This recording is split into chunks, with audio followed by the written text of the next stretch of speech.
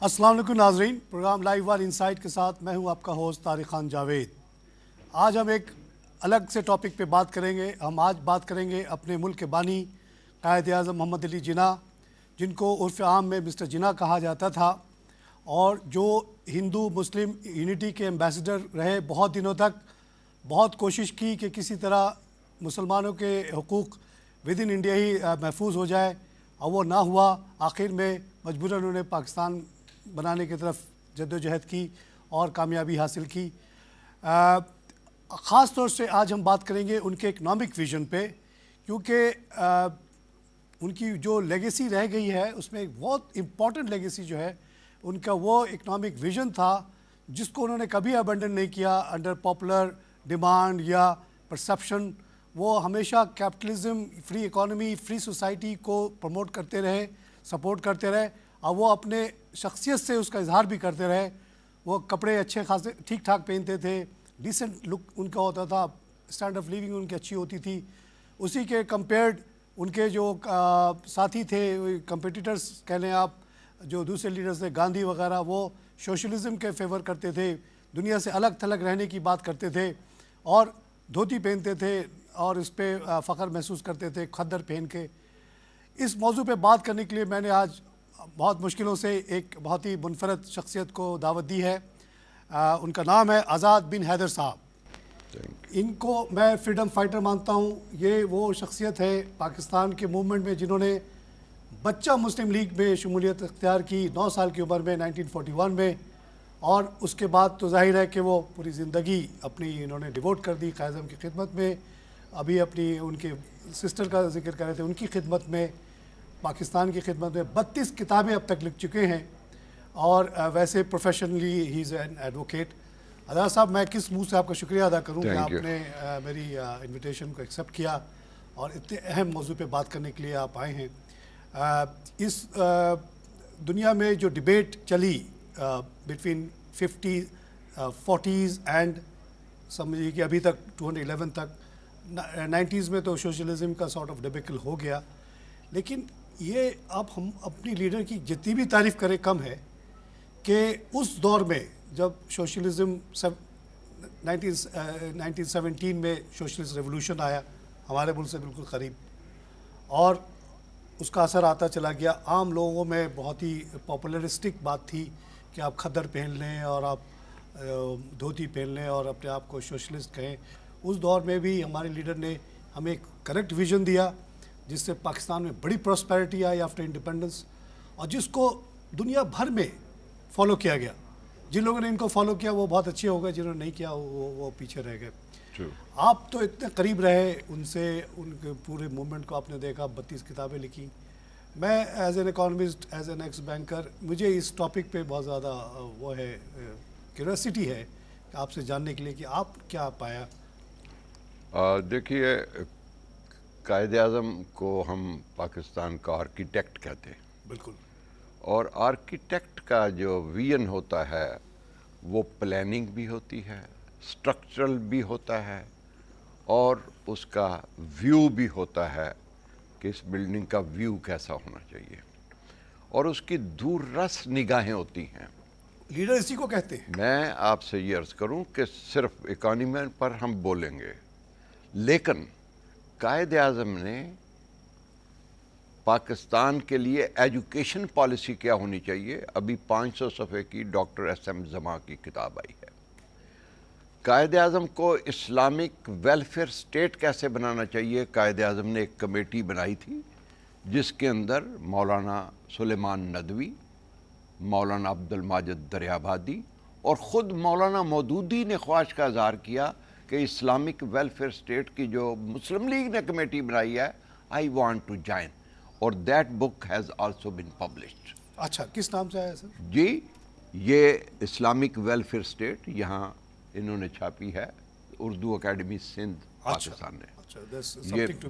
یس، اور جو ان کا قائد اعظم کا ویژن اباؤٹ تھا ایجوکیشن پر، وہ ڈاکٹر ایس ایم زماں نے ایجوکیشن پالیسی آف قائد اعظم، وہ 500 صفحے کی کتاب بھی، پی ایچ ڈی انہوں نے ریسرچ کر کے چھاپی ہے۔ اب دیکھیے قائد اعظم کی زندگی اور اکنامک کا ڈسکس کرنے سے پہلے یہ دیکھنا ہے کہ قائد اعظم نے step by step he believed کہ first plan your work then work your plan. انہوں نے ہر وقت پہلے آپ ان کی پرسنل لائف پر دیکھیں کہ انہوں نے اپنا اکنامیکل پرسنل لائف کیسے گزاری. اگر آپ ان کی ڈائری دیکھیں تو کتنی انکم ہے, کتنے ایکسپینڈیچر ہیں, کتنی سیونگ ہے, کتنی انویسٹمنٹ ہے, اس کی ریٹرن کیا ہوگی, یہ سب لکھتے تھے. یس. اور پھر اگر انہوں نے کوئی چیز ریپیئر کروانی ہے تو he use to take 3 quotation from different companies. اچھا, سو مچ سو ان کی پوری یہ لائف اس طرح گزری ہے. لیکن he was not an mediocre.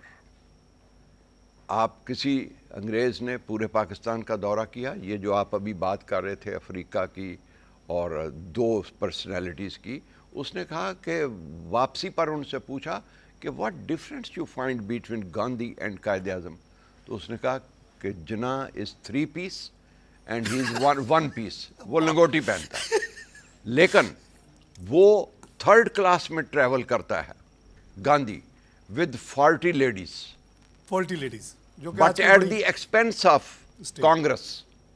But Quaid Azam ایک پورا ڈپارٹمنٹ کرتے ہیں لیکن انہوں نے کبھی مسلم لیگ سے 1 پیسہ نہیں لیا, اپنے پیسے. اب آئیے, یہ اس وقت واجد شمس الحسن ہیں ہمارے ایمبیسڈر, ان کے بھائی خالد شمس الحسن نے بہت اچھی کتاب اکانومی آف اکنامک ویژن انہوں نے لکھی ہے, خالد شمس الحسن نے. اور Quaid Azam unrealized dream by Khalid Shams ul-Hasan, it is a comprehensive. ان کے والد صاحب کی کلیکشن تھی, اس میں قائد اعظم نے کس طرح پاکستان کی اکانومی کو ڈیولپ کرنے کے لیے یہ کیا. اچھا, ابھی یہ کمیٹی بننے سے پہلے قائد اعظم نے اسٹیپ بائی اسٹیپ کیا کیا. انہوں نے مسلمانوں کو کہا کہ تم اپنی ایک انشورنس کمپنی بناؤ, مسلم انشورنس کمپنی. تم اپنی اسٹیم شپ کمپنی بناؤ, محمدی اسٹیم شپ کمپنی. تم بجائے یہ نام کریسنٹ ایئر لائن, بعد میں اورینٹ ہوئی, پھر مسلم چیمبر آف کامرس. اب وہ اسٹیپ بائی اسٹیپ ادھر چل رہے تھے. جب یہ پہلی دفعہ 43 میں یہ کراچی میں سیشن ہوا تو پھر باقاعدہ ورکنگ کمیٹی نے ایک اکانومک کمیٹی کے لیے ایک ریزولیشن پاس کیا اور Quaid Azam was authorized, and that resolution was moved by mister Z H Lari. وہ یہیں دفن ہے, ظہیر حسن لاری, جو بعد میں جسٹس ہوئے. And it was seconded by Maulvi Tamiz uddin Khan and mister Hamid Nizami. This is on record. اس کے بعد قائد اعظم نے 40 آدمیوں کو سلیکٹ کرنا تھا. ایون انہوں نے 2 مسلمان جو کانگریس مائنڈڈ تھے ان سے پرسنل ریکویسٹ کر کے کہ آپ بھی اس کے اندر آئیں. تو دس committee was headed by Nawab Ali Nawaz جنگ اینڈ پروفیسر اے بی حلیم, جو علی گڑھ یونیورسٹی کے بھی چانسلر کراچی کے بھی, he was the secretary of that. ان کی جو پہلی میٹنگ تھی جس میں قائد اعظم نے ان کو چارٹرڈ اکنامک دینا تھا, یہ اینگلو عربک کالج دہلی میں ہوئی. And I quote the words of Quaid Azam. You will appreciate what golden words for the future of Pakistan Qaid Azam spoke on that again. I quote. Qaid Azam Muhammad Ali Jinnah highlighted the main objective of the planning committee and declared, it is not our purpose to make the rich richer and accelerate the process of accumulation of wealth. Number one, in the hands of few individuals, we should aim at leveling up the general standard of living amongst the masses. And I hope the committee will pay due attention to this very important question. Our ideal should be not capitalistic, but Islamic, and the interest and welfare of the people as a whole should be kept constantly in mind. Qaid Azam kept this in mind when he repeated the same sentiments while laying the foundation stone of State Bank of Pakistan here in Karachi on 1st July 1948. Now, what he said, this is the policy. Alas, the foundation stone has proved to be unyielding of any juicy substance at the hands of the great man's successor. The present incumbent governor of State Bank of Pakistan has confessed in a nonchalant manner that the Quaid-e-Azam had casually mentioned about the State Bank being the laboratory of the new system of economy of Pakistan. To need any step forward in what direction as ill luck we would have. Now, this committee had 15 subcommittees: health, education, development, industry, etc. And they worked hard and hard. Lastly, this committee finalized their report in Bombay. Now, this governor, the first governor of State Bank of Pakistan, he was also the member of that committee. And not only one 5 years plan, this committee proposed 4 5 years plan to work step by step, to progress step by step, and to become a very welfare Islamic state in Asia. This was the vision of that committee. So this first 5 year plan was also planned by all Mr. Zahid and his associates, they who were living in Pakistan.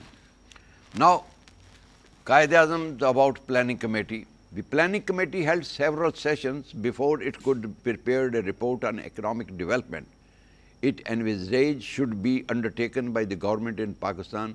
The report was approved in its meeting held at Bombay on 30th June to 2nd July 1945.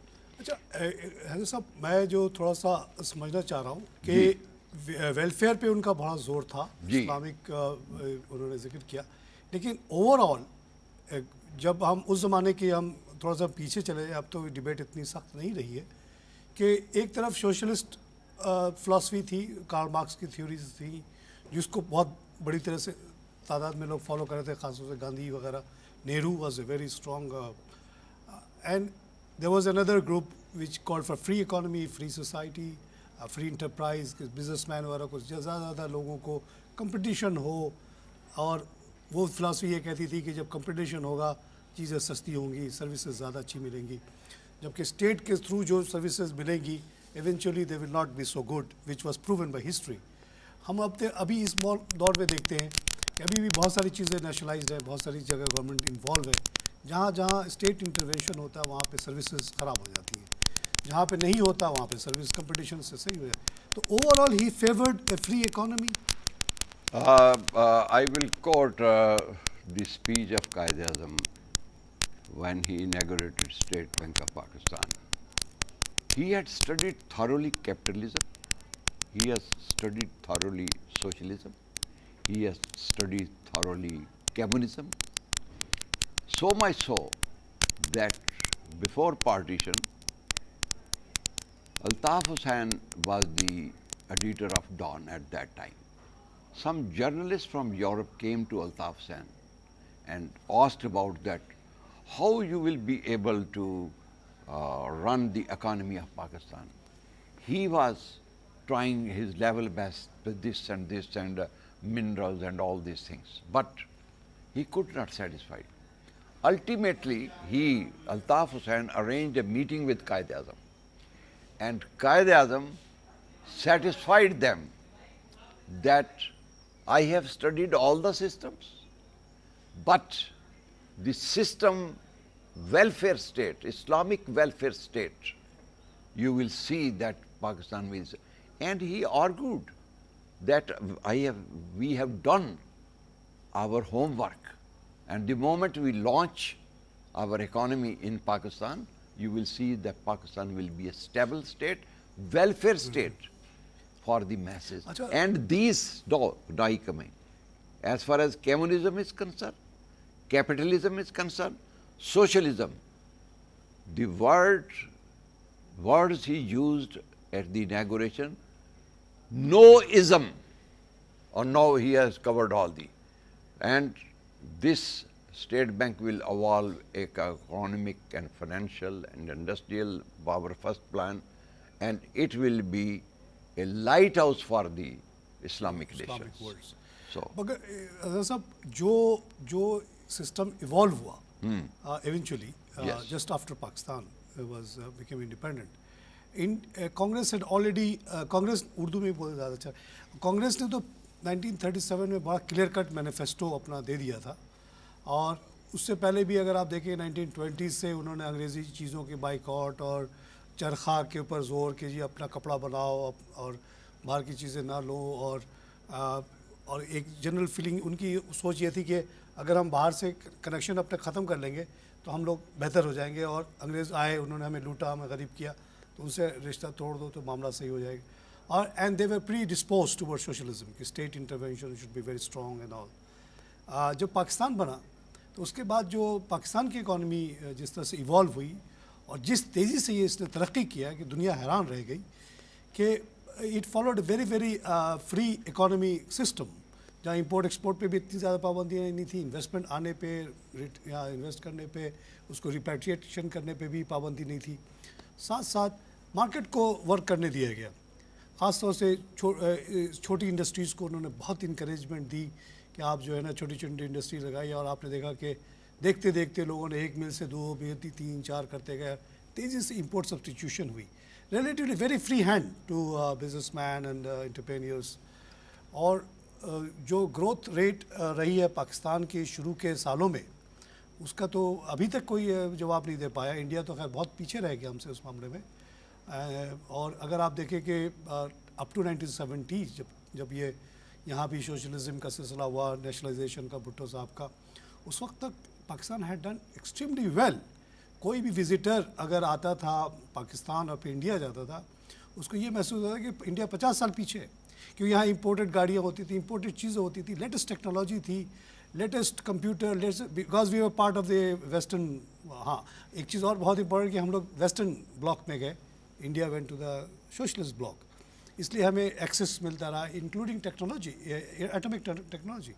कहते हैं जो 12 मुल्क जिसको सबसे पहले America ने technology atom की थी, उसमें पाकिस्तान भी शामिल था। तो उसकी वजह से हमारे यहाँ ग्रोथ बड़ी अच्छी हुई, कंप्यूटर साइंस ये वो। बाद में सोशलिज्म का जोर आया और उसके बाद जो कुछ हुआ वो हमें पता है। तो we followed basically the western, we went into join the western block. Again that also prove very correct, because West के पास रिसोर्सेज थे, वेस्ट के पास टेक्नोलॉजी थी, वो हमें मिल गई, उससे हमने अपने आप को संभाल लिया। जबकि इंडिया ने सोशलिस्ट ब्लॉक में रहा। मुझे 1980s की मैं बात करूं, जब मैं बाहर था, बड़े बड़े बैंकर्स आते थे इंडिया मेरे पास वो इंटरव्यू के लिए एज ए बैंकर, तो वो बताते थे कि उनके पास अभी तक रशियन कंप्यूटर्स थे विच where occupying one room for the same size of processing and memory जो हमारा एक ये डेस्कटॉप करता था। तो ये गैप बहुत बड़ा रहा। तो उसमें देखिए वो जो आप ये कर रहे हैं ना, एक्चुअली कायदे आज़म wanted to have a balanced relations with everybody, all the states. उनकी वॉइस ऑफ अमेरिका में ऑस्ट्रेलियन को, अमेरिकन को एड्रेस करते हुए वो अजहर साहब यहाँ ब्रेक थोड़ा लेना पड़ेगा। नाज़रीन हम लेंगे एक छोटा सा ब्रेक के बाद फिर हाजिर होते हैं।